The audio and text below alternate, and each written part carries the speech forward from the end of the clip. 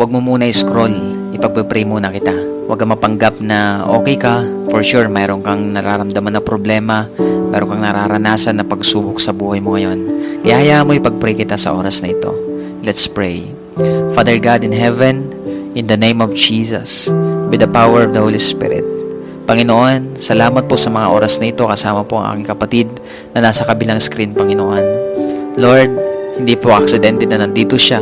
Hindi aksidente, Panginoon, na pinapanalangin ko siya sa oras na ito. Huwag mo hayaan na magpanggap siya na okay lang siya, Panginoon, kahit may problema siya, kahit may mga dinaramdam siya, Panginoon. Alam mo po yung mga bagay na yan na hindi nagpapa-okay sa kanya, yung mga bagay na nagpapabigat sa kanya.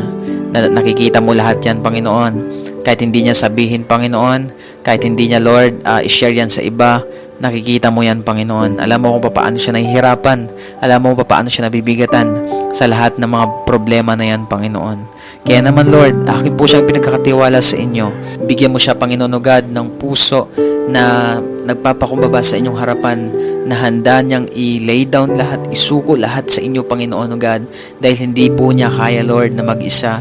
Hindi niya kaya, Lord, na harapin yung pagsubok, yung problema na yan, nang siya lang, Panginoon. Kailangan kanya, Panginoon, sa kanyang buhay. Kailangan ka po niya, Panginoon o God.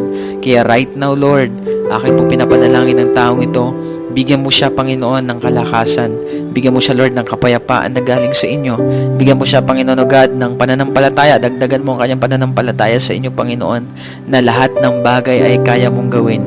Na sabi niya sa sarili niya, Panginoon, ang hirap ng mga pinagdadaanan ko ngayon, ang tindi ng pagsubok ko ngayon, kaya ko pa kaya? Panginoon, tinanong niya sa sarili niya ito, Lord God, kaya ko pa kaya itong harapin? Hanggang kailan kaya itong pagsubok, itong problema na to? Right now, Lord, ipakita mo sa kanya na ikaw ang Diyos na dapat. Ikaw ang Diyos, Lord God, na dakila, makapangyarihan. Panginoon, minsan mo pa siyang yakapin, Lord God. Tulungan, Panginoon, sa kanya pong pinagdadaanan ngayon. Hayaan mo, Lord God, na unti-unti niya, Panginoon, makilala ka rin sa gitna ng pagsubok, problema na kanyang pinagdadaanan ngayon, Panginoon. Lord, pinagkakatiwala ko siya sa inyo. I speak, Lord God, blessings. I speak strength. I speak peace, Lord God. I speak, Lord God, faith, Panginoon. I speak, Lord God, courage, Panginoon, sa kanya pong puso in the mighty name of Jesus. In the mighty name of Jesus. Hayaan mo, Lord, na in this time of troubles, Panginoon, ng taong ito, ay doon niya makita kung sino ka sa kanyang buhay, Panginoon. Lord, ito po ay pinahintulot mo sa kanya upang mas tumatag siya, upang, Lord, mas makilala ka rin niya sa kanyang buhay, Panginoon. Mas makilala ka pa niya. Maraming salamat, Panginoon. Pinagkakatiwala ko po siya sa inyo.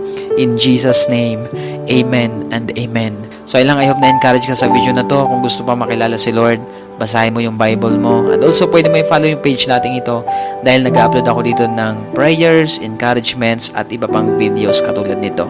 Maraming salamat. Always remember that Jesus loves you. God bless.